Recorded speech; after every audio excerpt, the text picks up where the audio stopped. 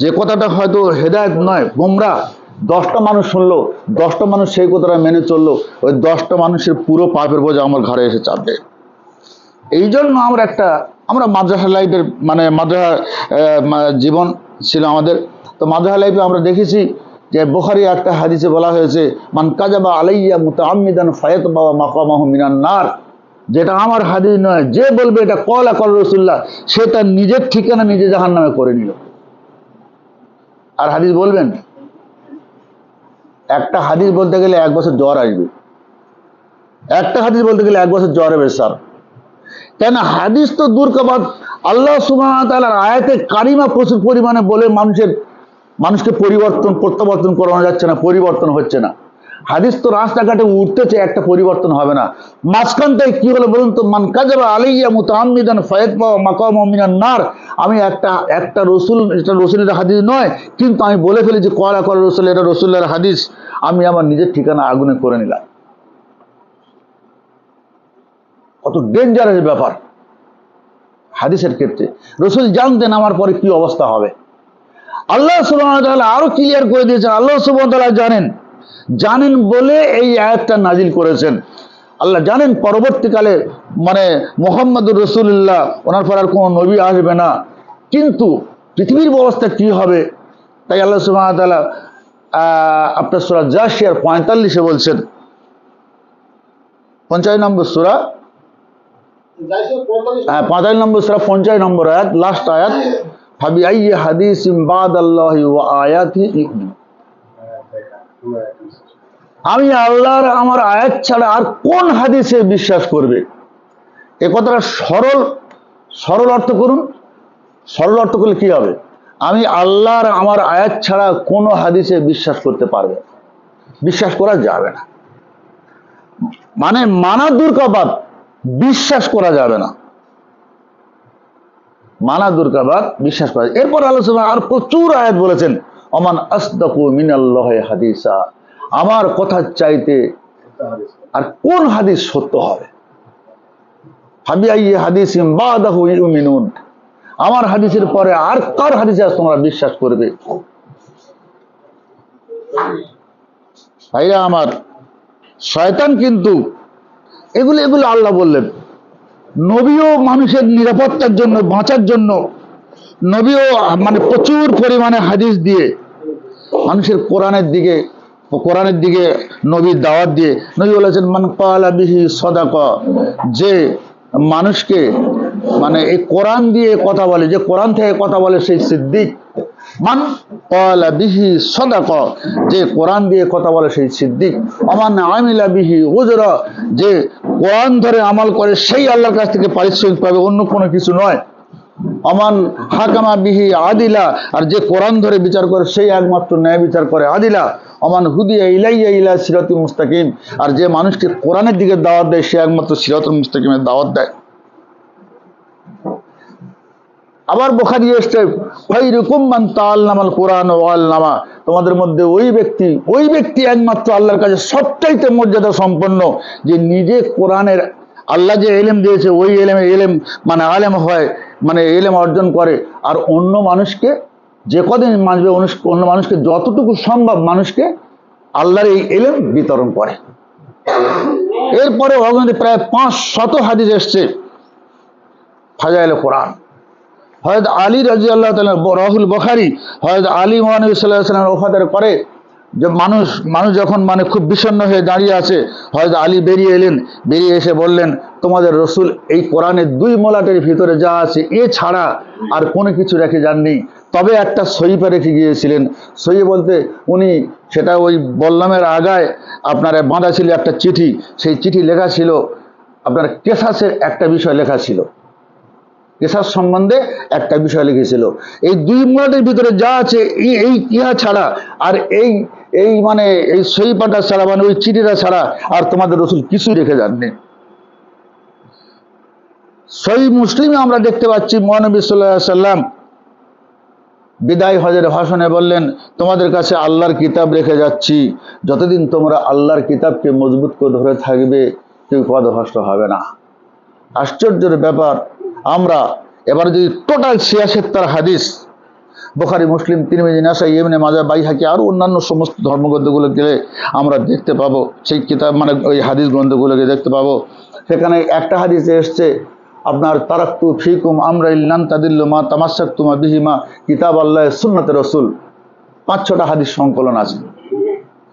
ইমাম মালিকের মুয়াত্তা, নাসাই, ইবনে মাজাহ, 5-6টা।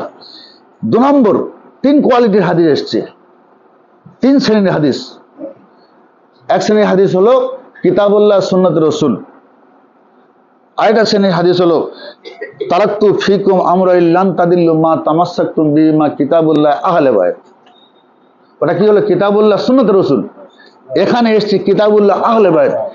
এটা আমাদের সুন্নিদের, আমাদের বুখারী, মুসলিম, তিরমিজি, নাসাই, ইবনে মাজাহ, হাকিম, দারিমি এই সমস্ত হাদিস সংকলন থেকে যদি আমরা দেখি 45টা হাদিসের রেফারেন্স। কিতাবুল্লাহ সুন্নাতে রসুল 5-6টা হাদিসের রেফারেন্স, আর কিতাবুল্লাহ আহলে বাইত যেটা শিয়া বা ইরানিয়ান যেটা 45টা হাদিসের রেফারেন্স। 5 বেশি না 45 বেশি? পাল্লা কিন্তু সবচেয়ে বেশি ভারী ওদিকে। 3 নম্বর শ্রেণীর হাদিস হলো শুধু কিতাবুল্লাহ তোমাদের কাছে রেখে যাচ্ছে, শুধু আল্লাহর কিতাব রেখে যাচ্ছি। যতদিন মানুষ এই কোরআনকে ধরে থাকবে, এই কিতাবকে ধরে থাকবে, ততদিন কেউ পথভ্রষ্ট করতে পারবে না। অগণিত আয়াত দলিল পাবেন এই হাদিসটার পক্ষে। আপনি সূরা বাকারা থেকে আরম্ভ করুন আর নাস পর্যন্ত অগণিত আয়াতের দলিল পাবেন। আমি তোমাদের কাছে আল্লাহর কথা, আল্লাহর হেদায়েত রেখে যাচ্ছি, আল্লাহর কনস্টিটিউশন রেখে যাচ্ছি, আল্লাহর বিধান রেখে যাচ্ছি, অগণিত আয়াত পাওয়া যাবে। কিন্তু এই কিতাবুল্লাহ সুন্নাতে রসুল আর কিতাবুল্লাহ আহলে বাইত একটাও আয়াত পাবেন না। আয়াত পেলে পৃথিবী হলো পাওয়ার হয়ে যাবে।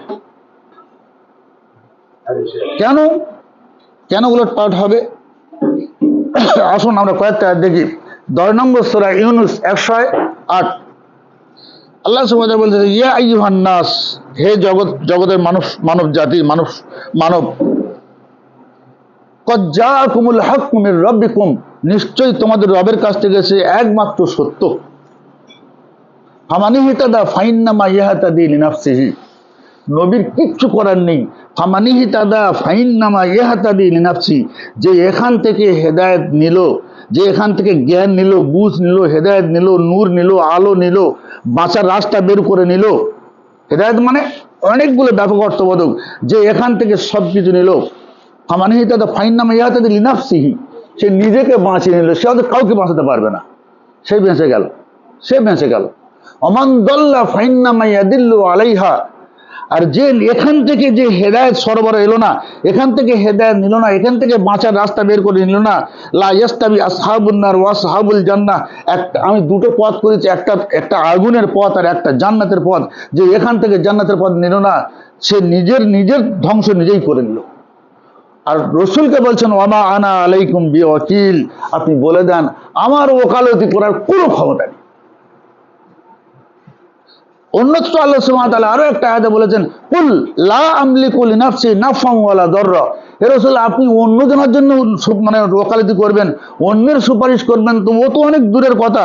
আপনি বলে দেন, কুল লা আমলিকু লিনাফসি নাফআন ওয়ালা দাররা ইল্লা মাশাআল্লাহ, আমি নিজে আমার কোনো উপকার করতে পারি, নিজে কোনো ক্ষতি করতে পারি না, ইল্লা মাশাআল্লাহ, আল্লাহ যেটা ইচ্ছা করে সেটা ব্যতীত। রসুল কিছু করার, কারণটা কি? ও আজাদাকা দাল্লান ফাহাদা, আপনি তো নিজে পথ হারা ছিলেন। তাদরিম আল কিতাবি ওয়াল ঈমান, ঈমান কি জিনিস, কিতাব কি জিনিস আপনি কিছুই জানতেন না। ও আজাদাকা দাল্লান ফাহাদা, আপনি নিজে পথ হারা ছিলেন, আমি আল্লাহ হেদায়েত পথ দেখিয়ে দিয়েছি। এরপর আপনি বনী ইসরাইল 73, 74, 75 চলে যান, সেখানে বলছেন আল্লাহ সুবহানাহু ওয়া তাআলা, হে নবী ওরা তো আপ্রাণ চেষ্টা করেছিল এই কোরআনের সঙ্গে আপনি কিছু রচনা করে ইসলামের কনস্টিটিউশন, ইসলামের বিধান তৈরি করুন। তারা আপ্রাণ চেষ্টা করেছিল। আমি আল্লাহ ওয়ালাকাদ সাব্বাতনাকা, আমি আল্লাহ মজবুত করে যদি আপনাকে ধরে না থাকতাম, কিছুটা হলেও তাদের প্ররোচনা আপনি একটু ঝুঁকে পড়েছিলেন। যদি আপনি ঝুঁকে পড়তেন, ওরা হয়তো আপনার বন্ধু হয়ে যেত, কিন্তু আমি আল্লাহ আপনাকে দ্বিগুণ শাস্তি দিতাম। আর ওরা আপ্রাণ চেষ্টা করেছিল আমি যে ওহী নাজিল করছি, ওহীর সঙ্গে ইফতারা রচনা করা, কিছু আপনি রচনা করুন। আর যদি আপনি এরকম রচনা করতেন তাহলে আমি আপনাকে দ্বিগুণ শাস্তি দিতাম, কিন্তু ওরা হয়তো আপনার বন্ধু হয়ে যেত। আর এই নিয়মটা শুধু আপনার একার ক্ষেত্রে নয়, এর এর মানে সেই শুরু থেকে আজ পর্যন্ত যত মানে প্রফেট এসছে, যত নবী রসুল পয়গম্বর এসছে, আমি প্রত্যেকের জন্য এই বিধান দিয়েছিলাম, সুন্নাতামান কদ আরসালনা ক্বাবলাকা মির রুসুলিনা ওয়ালা তাজিদু লিসুন্নাতিনা তাহবিলা। এটা আমার সুন্নত। কার সুন্নাত? নাকি নবীর সুন্নাত? পুরো টোটাল কোরআনুল কারীম, পুরো টোটাল কোরআনুল কারীম আপনি যতবার খুশি ততবার ওয়ার্ড বাই ওয়ার্ড, আরবি to Bangla word by word, word by word, যে কোনো ভাষার সঙ্গে ওয়ার্ড বাই ওয়ার্ড করে দেখুন, আপনি নবীর সুন্নতের একটা আঁচড়টুকুও পুরো কোরআনে পাবেন। আল্লাহর সুন্নতে এসছে, কোরআন পড়ে দেখুন, সুন্নাত আল্লাহে লা তাবদিলা, আল্লাহর সুন্নতের কোনো পরিবর্তন হয় না। সুন্নাতুল আউয়ালিন, আল্লাহর সুন্নতে এসছে, অতীত যুগের মানুষদের সুন্নতে এসছে। আল্লাহ বলছেন, হে রাসূল তাদেরকে বলে দেন, তোমরা কি সেই অতীত যুগের সুন্নতের মতো তোমরা সেই সুন্নত পালন করবে? অর্থাৎ অতীত যুগের মানুষেরা যেমন তাদের কাছে সত্য আসার পর প্রত্যাখ্যান করেছিল, তোমরা সেই একই সুন্নত একই নিয়মে চলছো, সুন্নাতুল আউয়ালিন। এরপর আল্লাহ সুবহানাহু ওয়া তাআলা অন্য জায়গায় বলেছেন, অতীত যুগের নেককারদের সুন্নাত নবীকে শোনাচ্ছে, হে রাসূল আমি অতীত যুগের মানে যারা মানে সৎ ব্যক্তি, সৎ কর্মশীল ছিল, তাদের সুন্নতের কথা আপনাকে শোনাচ্ছি। কিন্তু রাসূল সাল্লাল্লাহু আলাইহি সাল্লামের সম্বন্ধে এক জাররা পরিমাণ কোন সুন্নতের আঁচড়টুকু আল্লাহ সুবহানাহু ওয়া তাআলা কোরআন কারীমে দেন। সবচাইতে খতরনাক বিষয় হলো রাসূলের সুন্নতের নামে এমন একটা খতরনাক এবং ভয়ঙ্কর পরিস্থিতি পুরো পৃথিবীতে মানে চলছে। কত বছর চলছে আল্লাহ সুবহানাহু ওয়া তাআলা জানেন। এটা মানে প্রচলিত আমাদের মানে হিসাব 1400 বছর, 1450 বছর, প্রকৃত কত বছর একমাত্র আল্লাহ সুবহানাহু ওয়া তাআলা জানেন। সর্বপ্রথম নবীর সুন্নাতের নাম করে শিয়ার সুন্নির এই যে ডিভাইডটা হয়েছে, এই বিভেদটা হয়েছে। এই বিভেদের কারণে আমরা যদি ইসলামের ইতিহাসগুলো দেখি, কত লক্ষ লক্ষ প্রাণ অজরে ঝরে গেছে। একজন মুসলমান আরেকজনের মুসলমানের হত্যা করে করে করে করে আজ পর্যন্ত সেই অবস্থা চলে আসছে যে চিত্রটা আমরা আজকে দেখতে পাচ্ছি। আজকে উত্তর কোরিয়ার মতো একটা নাস্তিক, একটা কিম জং উন, সে বাপের বেটার মতো একটা কথা বাধ্য হয়ে বলে ফেললো। সে বলল, আমি আশ্চর্য হয়ে যাচ্ছি, এমন একটা জাতি আছে পৃথিবীতে যারা পৃথিবীর দ্বিতীয় বৃহত্তম জাতি, 57টা মুসলিম রাষ্ট্র, একটা দুর্বল ছোট ভাই, একটা ভাই দুর্বল ভাই, সে একা লড়ে যাচ্ছে, সে একা মার খাচ্ছে আর লড়ে যাচ্ছে, আর 57 জন মজা দেখছে। এই কিম জং উন বাধ্য হয়ে বলেছিল, লজ্জা কত বড়। সে বলে না, যার মান নেই তার আবার অপমান কিসের? যার মান নেই তার অপমান কিসের? বলে, তুই সত্যি কথা বলবি না? বলে, সত্যি কথার ধার ধারি না, মিথ্যে কথা কি জানি না। কথা বুঝতে পারলেন? বুঝতে পারেননি? সত্যি কথার ধার ধারি না, মিথ্যে কথা কি জানি না। যার মান নেই তারও অপমান কিসের? আল্লাহ সুবহানাহু ওয়া তাআলা এবারে কি বলে দেখুন, সূরা বাকারা 85 চলে যান, এখানে আফাতুমিনুনা বিবাদিল কিতাব ওয়া তাকফুরুনা বিবাদ।